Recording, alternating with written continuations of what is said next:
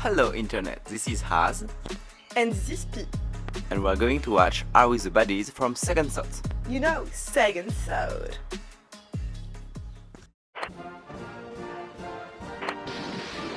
And I've been asked directly, would you do it again? If you give me the same circumstances, I would not hesitate.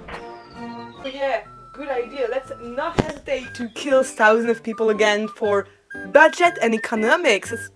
That seems fair. I think it's pretty capitalistic, so yeah. I am anti-American in the sense that I do not support the United States as a political project. A nation founded on genocide, theft, and slavery has no right to exist, and certainly has no right to act as an occupying force all over the world. I think it's really interesting to notice that most patriotic talk about their country, but not necessarily about what realistically is inside of their country. For example, in America, they talk about how they love America as a whole, but they don't actually know what is happening inside of America, inside of their politics, or even within their own population.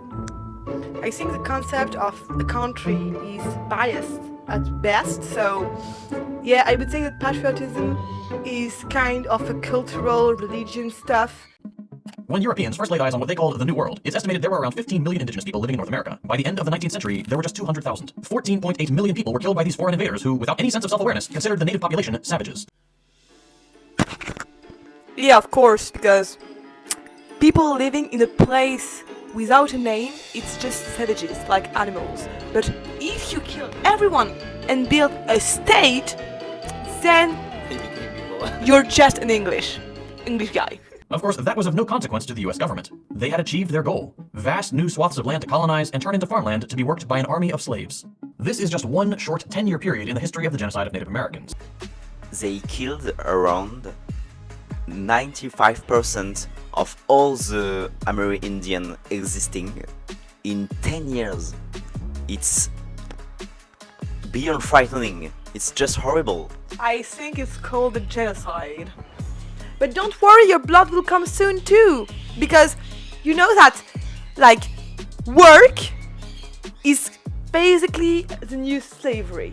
I left a number of books on this genocide in the description, and I highly recommend my American viewers take a look.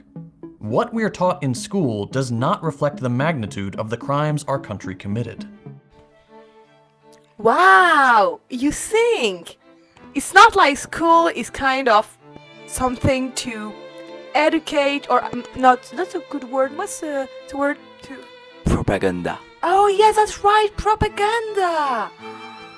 Thank you, Az. In the eradication of the bison specifically to starve the indigenous peoples. They attacked villages and butchered men, women, and children to universal praise. They did everything they could to make the native people who were just trying to exist seem like evil monsters bent on destroying the American project. There's a reason Hitler had such admiration for this period in American history. When Hitler admires you, I think I don't really have to comment anything. I think it's pretty... Self-explanatory. yeah. For now, let's move on to some good old-fashioned war crimes. The United States is an exceptionally warlike nation. In the 247 years since its inception, the US has been at war for all but 17 of them. You know what they say, when you don't know, teach. The greatest nation in history? More like the worst version of history. And 9th of August 1945, the United States dropped nuclear bombs on the Japanese cities of Hiroshima and Nagasaki, vaporizing over 200,000 civilians. There are those who attempt to justify the bombing, saying that it saved countless lives by ending the war. But this is misguided at best and an outright lie at worst. Japan was ready to surrender. This is an established fact. But perhaps more damning than that is the fact that Hiroshima and Nagasaki were chosen not because they were military targets, but because they were population centers. And what better way to scare a geopolitical rival than to say, we're willing to kill this many civilians in an instant to get what we want. Given that afterwards there was a Cold War period, it makes sense as a political move, but as a human, you're a piece of shit. Also, it's not the only inhuman war weapon that the US used at this time. They also used incendiary bomb carried by thousands of bats. Basically, they sent the bats in mostly wooden-made villages, and after a while, they will detonate the bomb, because it will be after that the bats have nested, they would have nest inside of the buildings, making them all catch fire, and causing thousands of damage in mostly civilian population. So, just to be clear, the only nation on the world who used a nuclear weapon, but not just to scare, no, to kill the more people they could, was the United States. And it's supposed to be the greatest state in the world. So I suppose violence is the key, then.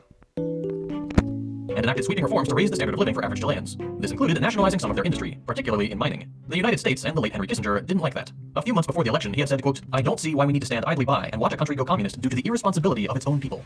So basically, we're talking about a country, the Chilean country, and the United States are too afraid that this country will decide by themselves, so by an imperialistic, like they're gods way, they decide how this should go.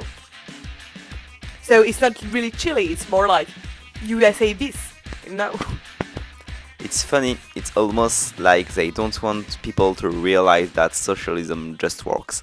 Assassinate Fidel Castro, the revolutionary leader of Cuba. They made at least 668 attempts to eliminate the beloved leader, trying everything from poison to gunmen to Looney Tunes-style exploding cigars.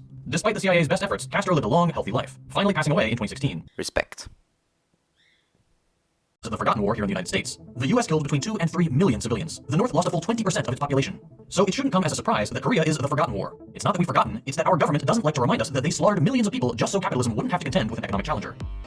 And don't worry, even if you're not in America, you probably also have an horrible genocidal war that your government doesn't want you to know about. In France, for example, we have the guerre against Algeria. That was basically because they asked for their freedom, and French people said, "Hey, but we like to exploit you." Before this video gets too long, it's important we also address one of the crimes the US is currently committing. Over the last few months, the Israeli occupation has drastically ramped up its genocide of the Palestinian people, using a surprise attack by the Palestinian resistance as justification. To be clear, this violence did not start on October 7th.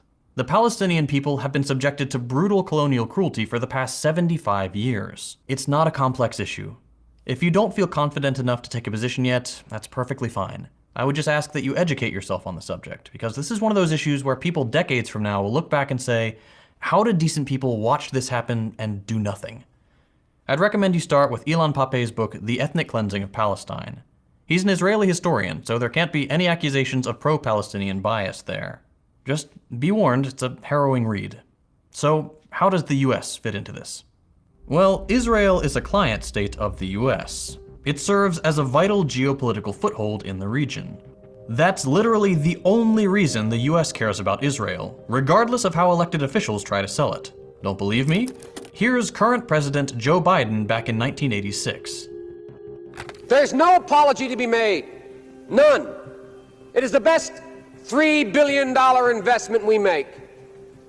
Were there not an Israel, the United States of America would have to invent an Israel to protect her interest in the region.